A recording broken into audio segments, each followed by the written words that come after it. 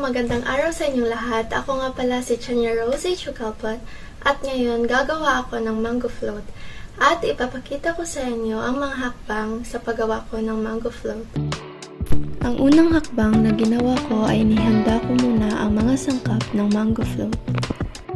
Ang mga sangkap ng mango float ay ang mangga, graham crackers, all-purpose cream at ang condensed. Ang pangalawang hakbang na ginawa ko ay hiniwa ang mga mangga.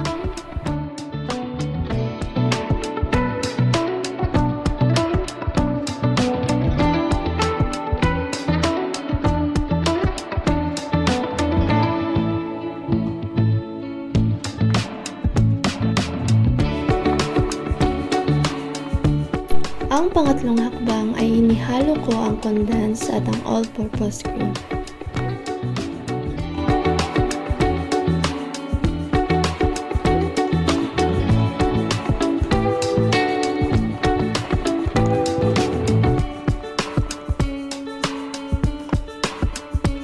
Ang pang-apat na hakbang ay inilagay ko ang mga sangkap sa lagayan.